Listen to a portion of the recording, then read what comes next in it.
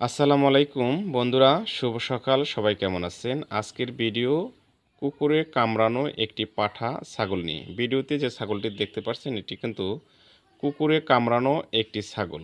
বর্তমানে গ্রাম পর্যায়ের ক্ষুদ্র খামারিরা মাঠে ছাগল ভেড়াকে যখন ঘাস খাওয়াতে দেয় তখন কিন্তু কুকুর যে দল বেঁধে ঘুরে বেড়ায় তখন এই ছাগলকে আক্রমণ করে, অনেক সময় কামড়ে মেরে ফেলে, অনেক সময় আহত করে চলে যায়।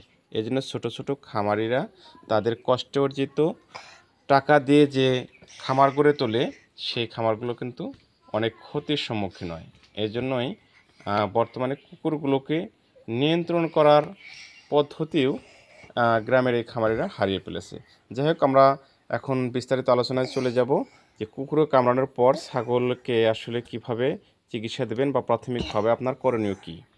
কুকুরে কামড়ানোর পর সঙ্গে সঙ্গেই হাতে পলিথিন পেঁচি অথবা হ্যান্ড গ্লোভস পরে ক্ষার জাতীয় যে সাবান, বল সাবান অথবা হুইল পাউডার দিয়ে আক্রান্ত স্থানে হালকা কুসুম গরম পানি দিয়ে 5 থেকে 7 বার ফেনা তুলে তুলে ধুতে হবে। এরপরই আপনার নিকটস্থ অভিজ্ঞ পশু চিকিৎসক অথবা উপজেলা পশু হাসপাতালে গিয়ে সঙ্গে সঙ্গেই ভ্যাকসিনের ব্যবস্থা করতে হবে। ভ্যাকসিন দেওয়ার নিয়ম হলো, ছাগল ভেড়ার জন্য প্রথম দিন 2 ml 1 ml করে দুই পাশে গভীর মাংসে, অর্থাৎ 2 সিসি ভ্যাকসিন ভাগ করবেন। 1 সিসি ডান পাশে আর 1 সিসি বাম পাশে গভীর মাংসে দিয়ে দিবেন।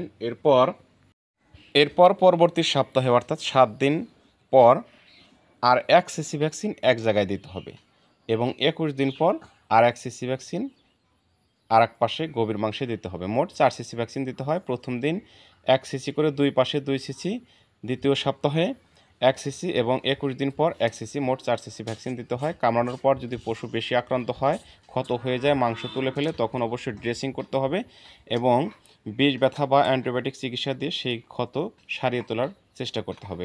বন্ধুরা, এই ছিল আজকে সকালের ক্ষুদ্র আয়োজন। অ্যানিমালস লাভার ইউটিউব চ্যানেলটি যারা এখনও সাবস্ক্রাইব করেন অবশ্যই সাবস্ক্রাইব করে দেবেন। সবার আগে নতুন নতুন ভিডিও পেতে পাশে থাকা বেল আইকনটি বাজিয়ে দেবেন। ভালো থাকবেন। আল্লাহ হাফেজ।